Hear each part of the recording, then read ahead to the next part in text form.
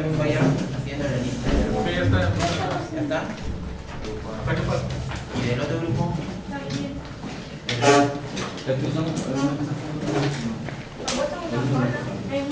No, este es anterior a la 21. No, listas de grupo distinto. Entonces, como habíamos dicho, la parte de la fisiología pulmonar, que habíamos tratado varios temas, no sé si tratar específicamente en el seminario, que no hice preguntas, pero espero que lo hayan revisado a conciencia, ¿no? Bien. Nosotros hoy día vamos a continuar lo que es fisiología pulmonar respiratoria.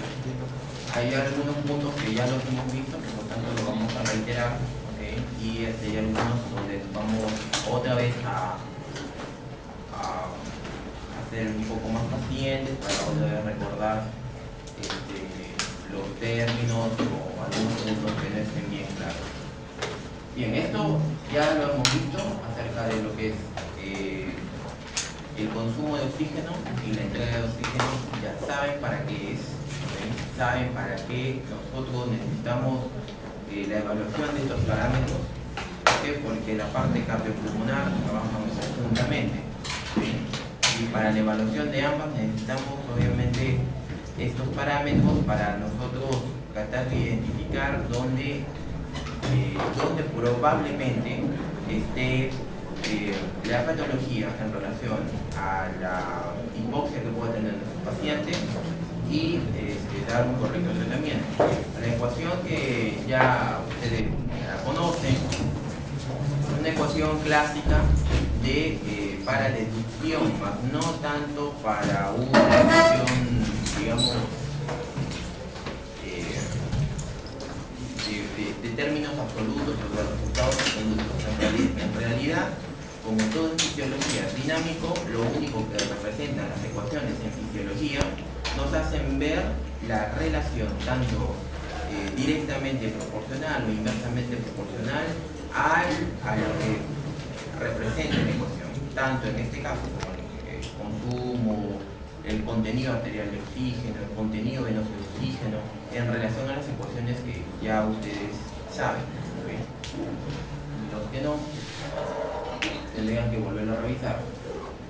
Habíamos dicho que el consumo de oxígeno también varía de acuerdo a cada órgano. Entonces, como ustedes verán en el cuadro, pues el consumo de oxígeno, si nosotros tomamos 100 mililitros por kilogramo minuto, es diferente. Acá nosotros vemos el mayor consumo de oxígeno por 100 mililitros por kilogramo minuto de tejido, se supone, ¿no? En este caso de tejido cardíaco es de 8, ese es el mayor, ¿no? Pero si nosotros analizamos en realidad el porcentaje total, cambia, porque si hablamos de porcentaje total en relación con el flujo que tiene el órgano, acá nosotros vemos que el mayor porcentaje tiene el hígado y el músculo esquelético, y el corazón queda en cuarto punto. En relación a esto se han establecido nuevas guías de tratamiento, en todo tipo de tratamiento, en el cual nosotros tenemos un paciente con un problema orgánico, pulmonar, cardíaco, renal, cerebral, inmunológico o traumático. Hay órganos que por el consumo de oxígeno que ustedes están viendo son los que primero se van a dañar. Ya tenemos también órganos blancos. Entonces ustedes, estos órganos blancos no es porque se le ocurrió a alguien llamarlo órganos blancos, ¿no? Sino porque eso está debido a la entrega de oxígeno y al consumo de oxígeno. Entonces, en base al consumo de oxígeno, ustedes pueden ver qué órganos son los que más rápidamente se van a comprometer cuando hay una injuria orgánica de cualquier tipo, ¿okay? Y acá vemos que el hígado, el músculo esquelético, el cerebro, el corazón y el riñón son órganos blancos. Si vemos acá por tejido, a la cabeza está el corazón. ¿Quién sigue acá? Sigue el riñón. ¿Quién sigue? Sigue el hígado. Entonces, por eso es que algunas fallas o algunas patologías que ustedes tengan, sea una patología pulmonar, sea una patología cardíaca, sea una patología metabólica, ustedes no dejen de examinar los otros órganos, porque lo que vuelvo a repetir en una primera clase, nosotros no estamos tratando el órgano, En fisiología se trata la célula, ¿okay? Y cuando nosotros hablamos de célula, el panorama cambia. ¿Por qué? Porque es la conjunción de todos los sistemas de órganos que nosotros tenemos. Es decir, yo no tengo una neumonía, no voy a dejar de observar la parte hepática. Y si yo tengo una patología hepática, no dejaré de observar la parte neurológica. Todo está en correlación. ¿Okay? Y esto es debido justamente a una de las partes, que es el consumo de oxígeno. Bien, nosotros vivimos ya, como ya les comenté, en unas capas divididas, llamadas capas atmosféricas. Cada capa atmosférica tiene una determinada concentración de gases. Sin embargo, físicos, fisiólogos han tratado de unificar la cantidad de gases que se encuentran en todas las capas. ¿Para qué? Para analizar lo que puede ocasionar tanto en nuestro cuerpo y en realidad para entender el movimiento de gases que se produce dentro de nuestro cuerpo. Entonces, de ahí que dijimos que en la atmósfera total el oxígeno ocupa un 20.9%, en realidad se redondea un 21%, y el otro porcentaje muy importante es el hidrógeno. El resto de gases es muy ínfimo, sin embargo, el CO2, siendo un 0.04%, no deja de ser menos importante. ¿Por qué? Porque es más difusible. Entonces, de ahí que el CO2 también reviste mucha importancia en también el nitrógeno, obvio. El nitrógeno es parte de los organismos, el nitrógeno es parte de las cadenas proteicas, aminoácidos que tenemos. O sea que sin nitrógeno nosotros no viviríamos. Tendríamos una configuración molecular muy distinta, y eso lo saben los bioquímicos, ¿no? Okay.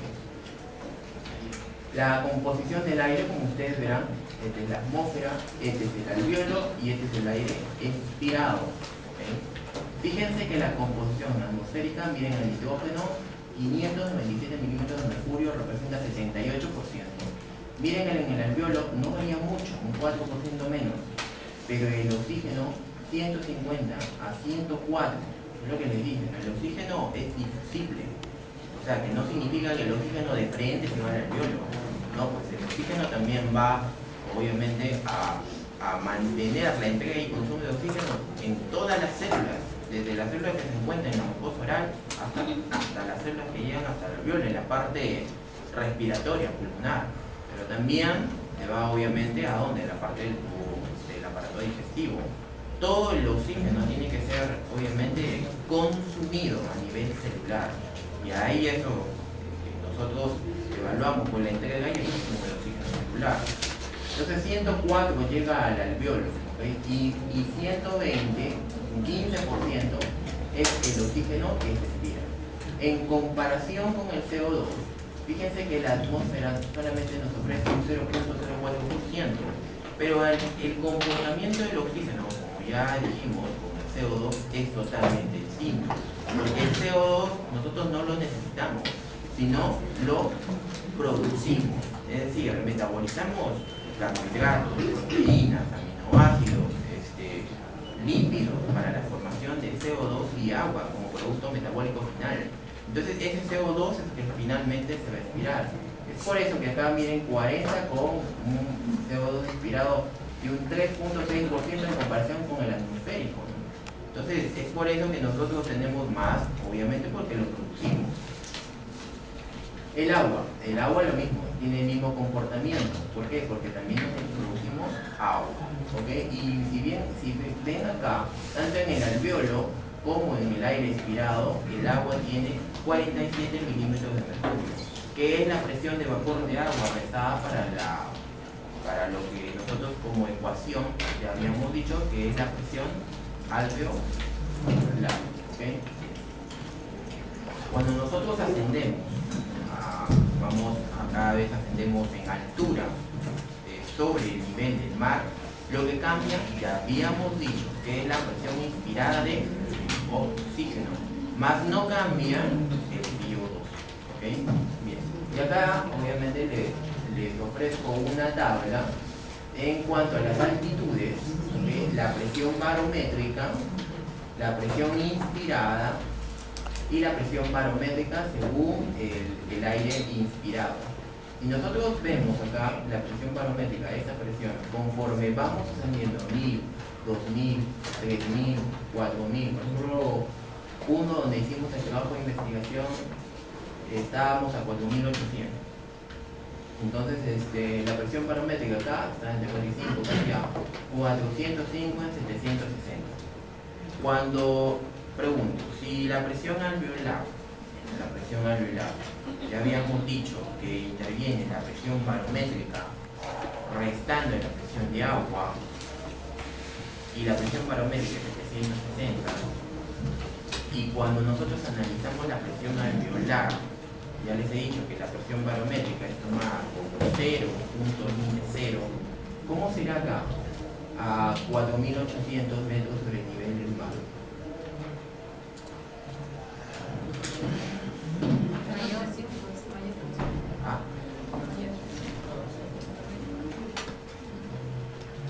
Si la presión barométrica acá es tomada a nivel del alveolo, o cuando ustedes analizan sus fórmulas como 0, la presión barométrica es como 0, 160. ¿Okay? Entonces yo pregunto, ¿cómo será acá a 4000 o 5000 metros? ¿Será 0? No, aumenta. Ah, aumenta. Aumenta. La presión es mayor. ¿Cómo? Si nosotros acá, a nivel del mar, acá, en Chiclayo, tenemos una presión barométrica de 760 y nosotros lo tomamos como 0, pregunto yo acá, ¿cómo será 4500 o 4500, 5000 metros? ¿Cómo será la presión barométrica? Disminuye más. Menos 1, menos 2. Sí. ¿Seguro? No, la presión barométrica es invariable. Es decir, cuando ustedes estén trabajando en 1, aun cuando la presión barométrica esté en 405, 400, 462, ustedes tomen la presión barométrica como algo invariable, o sea, sigue siendo 0. ¿Okay? Entonces, lo que cambia que es la presión inspirada para las ecuaciones que ustedes hagan, pero la presión barométrica no varía y no tiene que variar. ¿Okay? Varía cuando yo estoy, obviamente, pues si yo tengo un equipo, como ya les he dicho, un espirómetro, o tengo un ventilador, o tengo un equipo que trabaja a esta atmósfera, a esta presión barométrica, tengo que calibrarlo, obviamente, ¿no? Un gasómetro, tengo que calibrarlo, obviamente, en altura. Pero nuestras ecuaciones que nosotros estamos viendo a nivel de fisiología, la presión barométrica, sea cual sea, siempre va a estar en 0. Nosotros la tomamos como 0. ¿Okay? La presión inspirada sí va a cambiar. Vamos acá, porque es la presión inspirada de oxígeno. Es la cantidad de oxígeno que obviamente va a ir disminuyendo conforme vayamos ascendiendo sobre el nivel del mar. El CO2 es siempre 21 por diámetro. Bien. En cuanto a anatomía, ya también lo han visto, la anatomía del árbol, de la tráquea y del árbol bronquial, ya ustedes lo saben que es diferente el pulmón derecho a el pulmón izquierdo, según las ramificaciones bronquio o bronquiolo-alveolares. ¿Okay? Entonces, cada lado, tanto el derecho como el izquierdo, va a estar segmentado según su rama bronquial. Es decir, yo puedo analizar la ventilación-perfusión en el segmento 1 del lóbulo o del pulmón del lado izquierdo. Yo puedo analizar la ventilación-perfusión del segmento 8 del pulmón del lado derecho. Eso no significa que el libro lo menciona como ventilación-perfusión en un término general, ¿okay? En un término como si fuese de todo el pulmón. Los que están durmiendo, yo les recomiendo de que salgan, ¿okay? Porque en medicina distraen. ¿Ok? Ya saben los dos días que han estado con los ojos cerrados. Pueden salir, no hay problema. Salgan, tomen su líquido, hidrátense, qué sé yo, su Red Bull, no sé, y luego regresan. ¿Ya? Bien. Entonces, como ustedes ya sabrán, el diámetro de la tráquea, fíjense que este diámetro que está acá va a diferir al diámetro que se va a llegar hasta la generación número 16, el árbol bronquial, que es los bronquiolos terminales, ¿correcto? ¿Para qué nos sirve eso? Porque definitivamente el hecho de que nosotros, a menos que seamos cirujanos torácicos, no nos interesaría el diámetro de esto, de la tráquea, del bronquio derecho, del bronquio izquierdo y de los demás segmentos. Nos interesa, ¿por qué? Sobre todo a los neumólogos, porque la única forma de estudiar el bronquio por dentro, o la tráquea por dentro, es haciendo una endoscopía.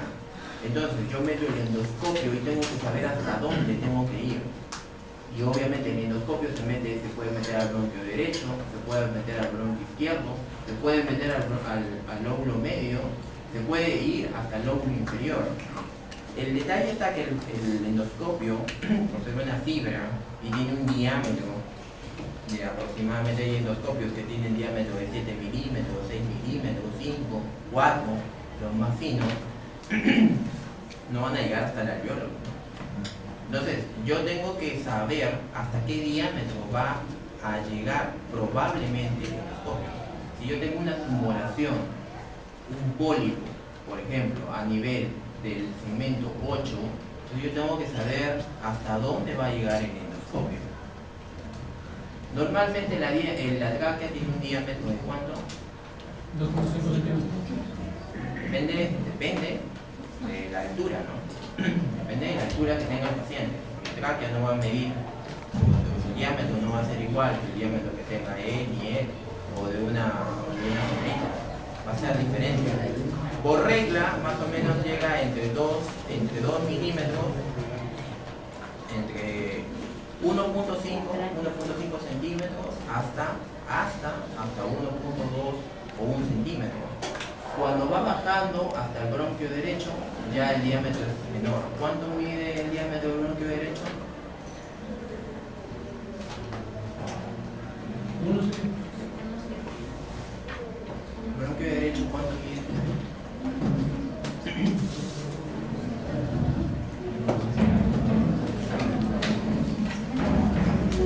¿Cuánto de diámetro mide el bronquio derecho?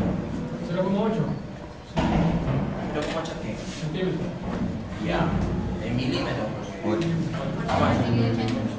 8 más o menos, 7, 8. ¿Y el bronquio izquierdo? Entre 6 y 5 milímetros. ¿Y el largo del bronquio derecho? 5 centímetros. El largo del bronquio derecho.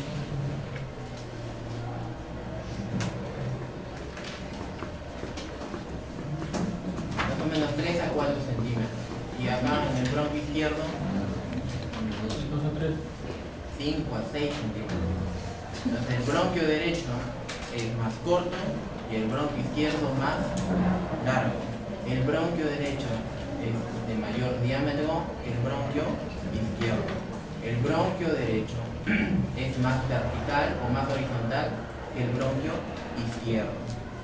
Cuando yo coloco un tubo endotraqueal, muchas veces, por intubar o por el esfuerzo que uno hace en intubar, el tubo se va hasta el bronquio derecho. ¿Por qué? Es más vertical. Porque es más vertical, de mayor diámetro y más corto. Y muchas veces estoy intubando el bronquio derecho y el pulmón del lado izquierdo se colapsa y se atelectasia. ¿Por qué? Porque no recibe el volumen necesario y como nosotros respiramos a presión negativa, el pulmón se colapsa. Entonces, nuestro reparo anatómico es esto que vemos acá, llamado carina. Entonces, el tubo endotraqueal por lo menos debe estar a 1 o 2 milímetros por encima de la carina. ¿Okay? Entonces, más o menos por acá, ¿no? Entonces, eso es Los reparos anatómicos de aplicación clínica. Cuando ustedes vean una placa radiográfica, ustedes tienen que ver no todo el pulmón, sino el lado segmentario que tiene cada emitora, cada campo pulmonar. Recuerden que el lado izquierdo solamente tiene un lóbulo superior y un lóbulo inferior, mientras que en el lado derecho tiene los tres lóbulos. ¿Okay? Entonces, cuando nosotros vamos viendo ya las vías aéreas, hay dos vías aéreas clásicas, ¿no? La de conducción y la área de intercambio o la unidad respiratoria, que empieza en los bronquios o bronquiolos respiratorios y en los conductos alveolares. ¿Okay? Se supone que hasta acá es la parte de conducción, es decir, donde se encuentra el aire o los gases que no son difusibles, no hay intercambio. Es lo que se le llama el espacio muerto, no hay conducción. ¿Okay? Hasta acá, los bronquios, fíjense que acá ya están viendo lo que es el diámetro. Conforme se van acercando a los bronquiolos terminales, los bronquiolos terminan haciendo el menor diámetro. Llegan hasta 1 milímetro de diámetro. Si nosotros comparamos de los bronquios que hemos analizado, que miden hasta 4 milímetros, de los bronquios, que más o menos son en su octava, séptima generación, van cambiando de diámetro hasta hacerse de 2 milímetros. Cuando nosotros analizamos la espirometría y analizamos el FEP 25-75%, estamos analizando justamente estos bronquios, que son estos bronquiolos, que son menores de 2 milímetros de diámetro. O sea, lo que estamos viendo con el FEP o con el espirómetro es la patología que hay en estos bronquiolos. ¿Okay? Entonces, eso es lo que nos estima el FEP 25-75, vía aérea pequeña, vía aérea de menor de 2 milímetros de diámetro. Bien, la segmentación pulmonar, vuelvo a repetir, va a variar si es una vista anterior o es una vista posterior. Fíjense acá está la fisura en el lóbulo del lado izquierdo y fíjense que toda la parte, la vista anterior, casi más de los 2 tercios es el lóbulo superior, solamente una parte del lóbulo inferior. Pero si lo vemos por la parte posterior, es al revés. Entonces, vamos acá, es al revés. O sea, ya se ve un poco más lo que es el lóbulo del lado, o sea, el lóbulo inferior. Y cada segmento, cada ramificación del segmento va a derivar de todos los segmentos pulmonares en las diferentes vistas. Es decir, ustedes tienen que saber la segmentación pulmonar. ¿Okay? Ustedes tienen que saber cuáles son los segmentos que constituyen, por ejemplo, la língula, el lóbulo de la língula, que se encuentra, por ejemplo, en el lado izquierdo, en el lóbulo pulmonar del lado izquierdo. Ustedes tienen que saber cuáles son los segmentos pulmonares del lóbulo superior del pulmón del lado derecho. ¿Ok? Bien. Cuando nosotros estamos ya entrando a la parte de fisiología pulmonar, recuerden que supongo que eso lo habrán visto los que han realizado asma, que la inervación que tiene el árbol bronquial y también parte de la tráquea, sobre todo el bronquio, deriva del nervio vago, ¿okay? Y sus terminaciones que llegan hasta las ramas bronquiales. Ramas que van a inervar el árbol bronquial y que van a determinar broncodilatación, broncoconstricción, el aumento de las secreciones por inervación del árbol bronquial. ¿Okay? Entonces, cuando nosotros vemos anatómicamente desde el nervio, obviamente la rama del nervio vago, van a llegar hasta el alveolo. ¿Esto qué quiere decir? Que todas las estructuras que llegan hasta el alveolo, los bronquiolos terminales, los respiratorios, hasta los alveolos, van a estar inervados. O sea, va a conducir estímulo nervioso. ¿Ok? Por lo tanto, si hay estímulo nervioso, hay reflejo. Uno de los reflejos muy importantes, vuelvo a repetir, por favor, si están durmiendo, ¿cuál es tu nombre? El último, ¿tu nombre? No, el que está detrás. Si estás cansado, puedes salir un rato, ¿ah? No te estoy privando, te estoy encarcelando porque estés acá. Okay. Uno de los reflejos importantes del sistema respiratorio, bueno, uno, pero hay un montón. De ahí en la parte de fisiología pulmonar ustedes van a ver que hay como 5 reflejos. ¿Okay? Uno de los reflejos, ustedes como que lo van a ver en la práctica, es el reflejo de Hering-Breuer. Hering-Breuer es justamente por este reflejo, o sea, el nervio que está inervando. ¿Qué es el reflejo de Hering-Breuer? Hering-Breuer es igual que en el corazón. O sea, tú le metes volumen al corazón, se estira, pero llegas a un límite, no se va a estirar hasta reventar. Se estira y es controlado por un nodo. En este caso, no tiene células nodales, se estira y llega hasta un límite. A ese límite de estiramiento alveolar, por el volumen que ingresa en el alveolo, llega hasta un límite que el nervio lo detecta como estiramiento y simplemente llega hasta el límite y luego se desinfla, digamos así. Entonces llega un reflejo que es de estiramiento y luego vuelve a, por más aire que haya, llega a deflarse o a la deflación. ¿Okay? Entonces cuando llega a la insuflación, una insuflación máxima, entonces llega hasta estirar, se compromete y estimula este nervio, haciendo que el nervio vago por sus ramas sensitivas vuelva del estímulo sensorial que está diciéndole al nervio frénico, es decir, no solamente al nervio frénico, sino a las estructuras del tronco cerebral, a las partes al centro, al bulbo, donde hay grupos ventrales y dorsales de inspiración y expiración, es decir, hasta acá inspiras y hasta acá expiras. ¿Okay? Y eso es por un reflejo. Es decir, a ver, cuando yo inspiro totalmente, tomo aire, tengo un límite.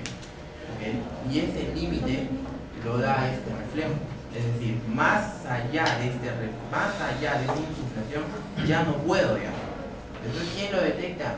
Las fibras sensitivas. ¿Quién? Rama de nervio vago. Llegando hasta los grupos de inspiración y expiración que se encuentran en el tronco cerebral, hemos visto bulbo, protuberancia y mesencéfalo, que uno se inhibe, otro se estimula, para parar la inspiración. Y comienza la expiración. El reflejo de Hering-Breuer fue hecho en perros, en animales. Por lo tanto, el reflejo de Hering-Breuer no es tan, digamos, fisiológico en nosotros.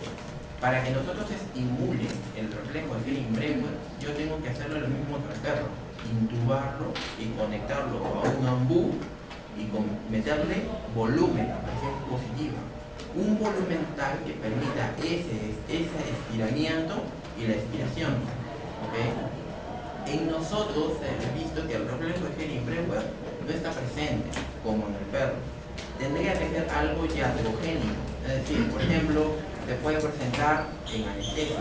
Los pacientes que están anestesiados y que van a ser operados y que van a recibir anestesia general, van a ser intubados, obviamente con un pulmón normal y están conectados a un respirador, porque no pueden respirar solo porque están anestesiados, y yo le programo un volumen tidal. ¿Cuánto es el volumen tidal normal? 500. ¿Cuánto es el volumen tidal normal? 500 mililitros. ¿Cuánto? 1,5 litros. 500 mililitros, y yo le programo 700 o le programo 800, por ejemplo, por iatrogénico, porque tenés un burro para yo colocarle 700, 800. Le programo 800 y ya está programado el ventilador para yo darle 800 de volumen tidal o corriente. Entonces el alvéolo va a comenzar a distenderse más y más y más, y el reflejo de Hering-Breuer se va a estimular. Va a hacer de que todo el volumen atrapado se extienda y otra vez lo bote, ¿okay? Pero esto es algo iatrogénico. Se dice que aproximadamente para que el reflejo de Hering-Breuer se estimule tiene que pasar los 1000, ni siquiera los 500, los 1000 mililitros de volumen, ¿okay? Por lo tanto es un reflejo que no es prácticamente fisiológico en nosotros, pero lo describe en la literatura, ¿okay? Hay otros reflejos de estiramiento que tienen receptores acá, como en todo epitelio, como en todo endotelio. Ya los bioquímicos saben sobre eso, es que hay proteínas. O sea, ¿qué quiere decir? Que acá, en las células que se encuentran en los cilios, se encuentran en los bronquiolos, y depende del tipo de epitelio que tenga el bronquiolo hasta los alvéolos, van a tener obviamente en sus membranas celulares, van a tener proteínas. Esas proteínas son receptores. Algunas actúan como receptores de cualquier tipo, pueden ser receptores de cuerpo extraño, receptores que se saben los asmáticos que han hecho asma. Entonces, son receptores que se encuentran en el epitelio, en la membrana, ¿okay? Algunos receptores que se encuentran acá y que se pueden activar haciendo que eso también se estimule como fibra sensitiva, se le llaman los receptores J, ¿okay? Esos receptores J también se encuentran acá en el aparato bronquial.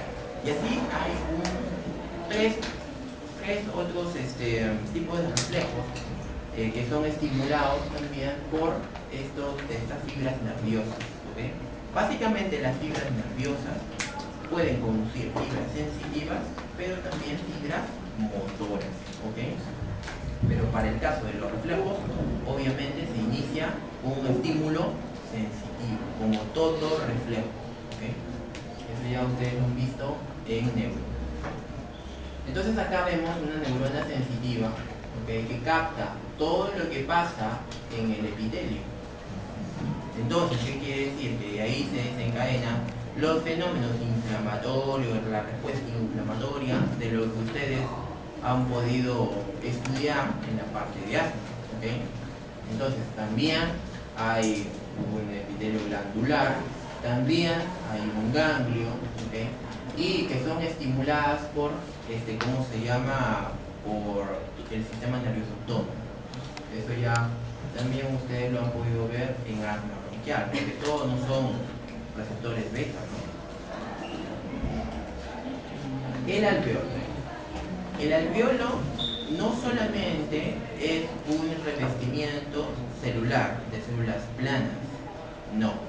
El alvéolo tiene sus leucocitos tipo 1, ¿qué función tiene? Tipo 2. ¿Qué hacen los leucocitos tipo 1? ¿Producción de qué? ¿Qué hacen los leucocitos tipo 1?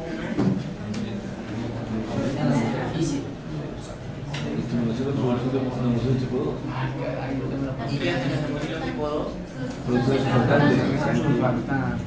Los dos tipos de células que se encuentran como células planas acá revistiendo el alvéolo tienen, como toda célula, una membrana celular, y en esta membrana celular tienen transportadores como por ejemplo uno de los más importantes son el sodio como el cloro. Tienen en su membrana vasolateral, tienen la bomba sodio-potasio ATPase, y además, como toda célula, metaboliza todo lo que le llega: oxígeno, carbohidratos, aminoácidos, ¿para la formación de qué? De proteínas, en este caso surfactantes. Entonces, y agua. Y esa agua que se encuentra producida por esta célula van revistiendo la membrana o parte de la membrana alveolo-capilar. O sea que también hay agua en su interior, como ya habíamos dicho. Agua que aumenta la tensión superficial y que sin surfactantes, lamentablemente los alvéolos, todos los alvéolos se colapsarían. pero gracias al surfactante, estos alvéolos no se colapsan.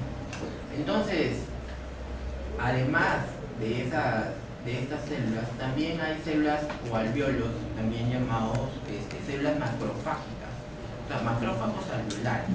Estos macrófagos alveolares, como ya lo han visto en el asma, muy importante, porque son células que van a contribuir a la inmunidad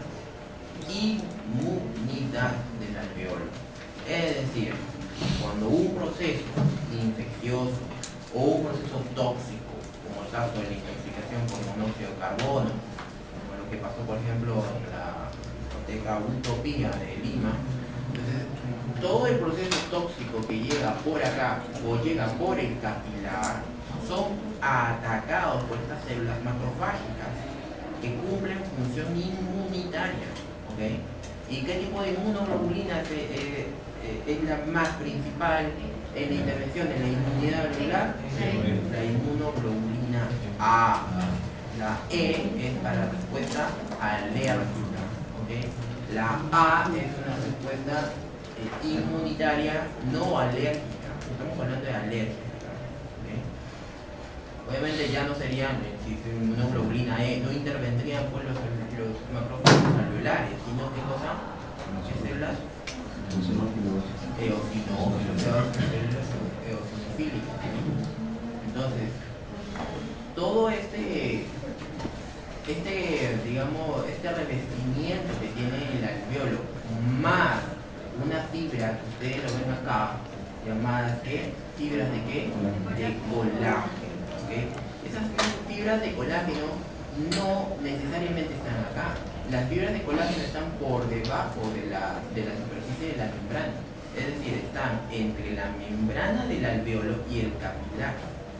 Como ustedes los bioquímicos sabrán y supongo que lo habrán revisado, el colágeno es una estructura proteica muy importante, compuesta por 3 ramales de aminoácidos. Tres aminoácidos importantes como son la prolina, glicina y glicina. Ese tipo de colágeno que se encuentra ahí es muy importante. ¿Por qué? Porque todo lo que llega acá y es captado por el macrófago alveolar como algo no suyo, que no está dentro y que trata de alguna forma desaparecerlo, degradarlo, el tejido de colágeno se encarga de que si hubiera una lesión dentro o fuera del alveolo producido por este antígeno o este cuerpo extraño, tanto en el alveolo como fuera del alveolo, porque el macrófago no está solamente dentro, el macrófago también hay que está fuera. ¿Okay? Entonces, el colágeno lo que hace es estimular la granulación de ese tejido, la reparación del tejido. ¿Okay? Por eso es que nosotros tenemos colágeno en la mayoría de tejidos de nuestro cuerpo, desde la piel, el endotelio, en este caso el tejido intersticial, en este caso el tejido alveolar. Entonces el colágeno es una fibra muy importante. ¿Okay? Y obviamente para la formación de esta proteína intervienen cofactores. Como ya lo han visto los bioquímicos, uno de los factores muy importantes es la vitamina C. Pero no solamente la vitamina C, sino que como cualquier formación proteica, necesita oxígeno, necesita enzimas, necesita todo un complejo para que forme ese colágeno. Este tipo de colágeno que vemos que se forma fuera del alveolo es un colágeno tipo 4, pero cuando esto se vuelve patológico podemos encontrar fibras de colágeno como ustedes ven acá dentro del alveolo. ¿Esto qué significa? Si yo encuentro colágeno en una estructura alveolar, pues acá está dentro, no está afuera. Si el colágeno está acá dentro, ¿qué significa? Si yo encuentro tejido proteico, colágeno dentro, ¿qué significaría? ¿Cómo? ¿El alveolo qué? ¿El alveolo qué?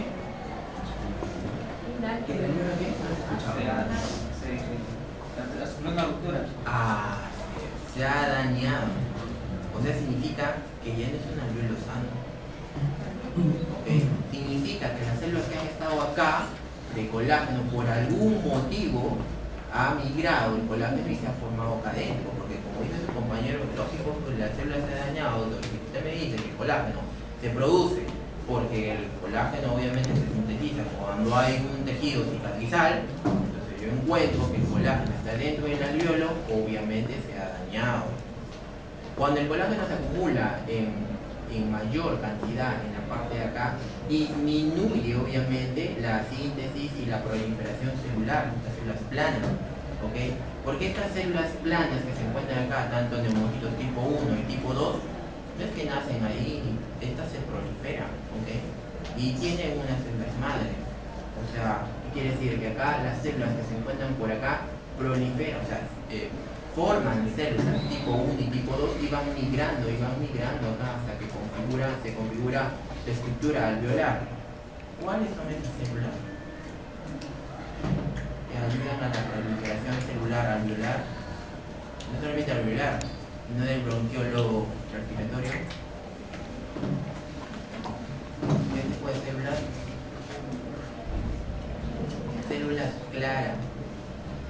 Así se llaman, células claras. ¿Okay? Esas células claras son muy importantes para la proliferación celular alveolar.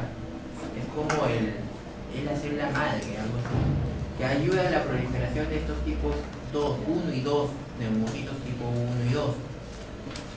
Si este tejido, colágeno, obviamente no solamente colágeno, ¿no? También hay células fibroblásticas. ¿Por qué fibroblásticas? Son células de tejido cicatrizal. ¿Okay? Si estas células comienzan a proliferar en un ambiente que no es el que corresponde, en el caso del interior del alveolo, disminuyen, ¿qué cosa? ¿Qué van a reducir? La funcionabilidad de ambas células, tipo 1 y tipo 2. Es decir, que el surfactante ya no se va a sintetizar como lo normalmente se sintetiza. Si no se sintetiza el surfactante, por lo tanto el alveolo colapsa. Y si no se sintetiza tipo 1 y tipo 2, que también producen inmunoglobulinas, no va a haber una respuesta inmunológica adecuada. A eso se le conoce como fibrosis pulmonar. ¿Okay? La fibrosis pulmonar es una enfermedad que hace que dentro del tejido fuera en el tejido intersticial o dentro en el tejido alveolar, como dice tu compañero, ya ha sido dañado, se sintetiza más colágeno, se sintetizan más células fibroblásticas y hace que estas células se acumulen aquí y acá, haciendo que la funcionabilidad del alveolo se pierda y el tejido elástico del pulmón deja de ser elástico, hacerse un tejido menos elástico, más acartonado, más fibrótico, por eso el término de fibrosis. Entonces, la fibrosis pulmonar per se, o sea, del pulmón, significa que el alveolo deja de funcionar. Por eso un paciente con fibrosis pulmonar, el tratamiento, aparte de darle broncohilatadores, aparte de darle el tratamiento de oxígeno, porque van a requerir obviamente oxígeno, porque el alveolo va a estar dañado, no va a cumplir la función de difusibilidad, por lo tanto, estos pacientes van a vivir en hipoxia toda su vida. Ahora, el tratamiento de la fibrosis pulmonar, el tratamiento final o el tratamiento único de la fibrosis pulmonar es el trasplante. No hay otra forma. Intubar a un paciente o tratar de conectarlo a un ventilador a un paciente con fibrosis pulmonar es prácticamente alargarle la vida. El único tratamiento que puede existir de fibrosis pulmonar es cualquier forma de inhalador que pueda uno proliferar estas células, es que estas células que ya están dañadas y que no se van a formar, se formen más, ¿okay? Y que suplan el tejido que está acá. Pero cuando este tejido va carcomiendo, va digamos, diseminándose por todo el alveolo, el alveolo deja de ser funcional. Ya no funciona. Entonces, nosotros, el envejecimiento celular normalmente crea este tipo de fibras, fibroblastos y tejido de colágeno. Eso es lo normal, por eso envejecemos. Algunos más pronto, algunos más tarde, pero al final envejecemos. Y eso es lo que se produce cuando nosotros tenemos estas estructuras alveolares. Es decir, que un paciente de 95 años normalmente tenga fibrosis pulmonar, sí. Peor, pues si un paciente, pues si tiene 50 años, ha fumado toda su vida, obvio, bueno, esto ya no estará hasta acá, probablemente esté hasta acá. Entonces ya tiene cierto grado de fibrosis pulmonar. Un paciente que vive en la chacra y que consume y que cocina leña, está expuesto toda su vida a la inhalación de sustancias de monóxido de carbono, leña, obviamente también va a tener cierto grado de fibrosis pulmonar. Un paciente que es obrero o que es minero, que ha estado toda su vida trabajando en minería en contacto con ciertos humos tóxicos, por más control que haya tenido de ¿cómo se llama?, de salud ambiental, ocupacional, qué sé yo, a la larga, a sus 70, 60 años, obvio, va a tener tejido fibroelástico y va a tener tejido, ¿cómo se llama?, de colágeno. ¿Por qué? Porque es una respuesta fisiológica que nosotros tenemos. ¿Ok? Para eso sirve, ¿qué cosa? La espirometría. Porque yo, ¿cómo voy a saber que este paciente va a tener fibrosis pulmonar? ¿O cómo sé que este paciente está entrando en fibrosis pulmonar? No lo sabría. Y además, la fibrosis pulmonar, como les dije, no se cura. Lo que tengo que hacer es tratarlo. Es como la diabetes. La diabetes no se cura, pero no porque no se cure no le voy a dar insulina. Lo mismo. Yo no sé si, por ejemplo, yo que tengo sobrepeso, que también crea disfunción endotelial, que también crea la regeneración de, ¿cómo se llama?, de fibroblastos en tejidos que no lo hay, puedo tener también, ¿cómo se llama?, cierto grado de fibrosis pulmonar. O los pacientes que han dejado de fumar, famosamente 2 años después de dejar de fumar, no saben, yo no sé.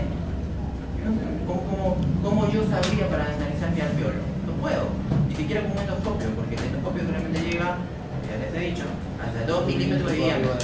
¿Qué tengo que hacerle? Espirometría. Y con la espirometría yo me doy cuenta hasta dónde llegó sus capacidades, su capacidad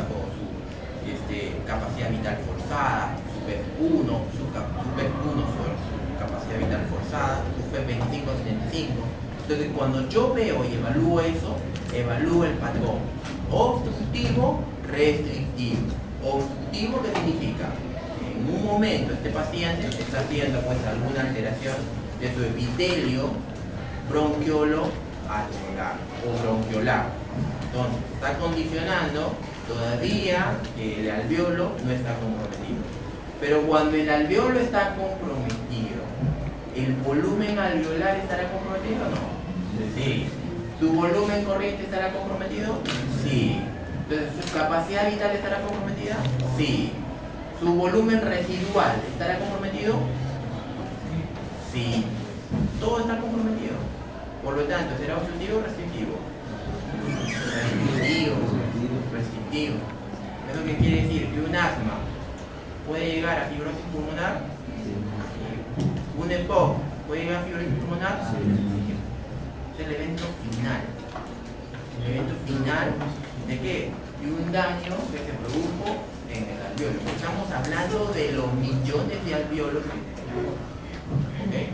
Por eso es que la espirometría se ha vuelto un examen a nivel pulmonar, aparte de la radiografía. Y esto de la radiografía solamente es bidimensional. O sea que la radiografía, con una radiografía yo no puedo hacer diagnóstico de nada. Solamente puedo hacer un diagnóstico de ¿tiene neumonía? No tiene neumonía. Probable bronquitis. Porque es un clínico, ¿no? Pero en cambio la espirometría me da más allá.